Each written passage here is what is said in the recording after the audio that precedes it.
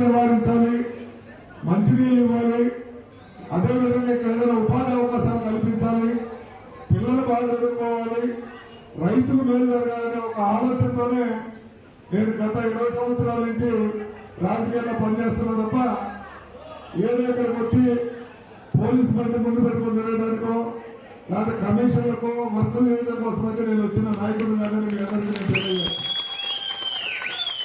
మీరే ఆలోచించండి, 2009లో మీరు వేసిన ఓటు నేను ముద్దా పోకుండా ఆ రోజుల్లోనే 1200 కోట్ల రూపాయలు పనిచేశాను. మరి ఈ 18 నెలల్లో మన ఎలక్షన్ ముందు చెప్పా, 2 సార్లు ఒకసారి కాంగ్రెస్ పార్టీ వల్ల పోటీ చేయలేకుండా పోయారు.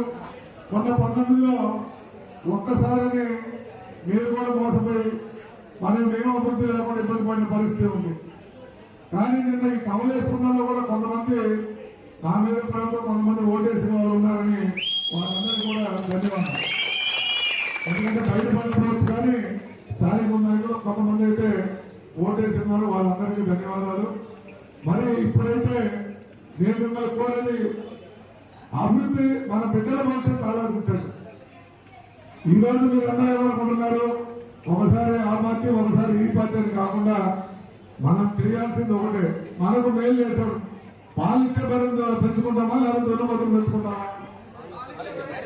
అదేవిధంగా ఇక్కడ మంచి పనులు చేసే వాళ్ళు నాకన్నా మంచి వస్తే వాళ్ళకే ఓటేమని నేను ఎప్పుడు చెప్తూ ఉంటాను. అయ్యా ఒక నరసింహారెడ్డి మీకన్నా బాగా పనిచేసి వచ్చాడు, ఆయనకు ఓటేస్తామంటే ఒక్కసారి చూద్దామని చెప్పి 10 సంవత్సరాలు మనం అభివృద్ధికి కుంటుపడిపోయాం. ఇదే బైపాస్ 2014లో శాంక్షన్ అయింది, కేసీ నాదుడు లేడు. కన్నవరం బ్రిడ్జ్ ఉంది, అడిగి నాదుడు లేడు. మీరు అందరికీ రాని 3 సార్లు ఫోటో తీసుకుంటారు పక్కన.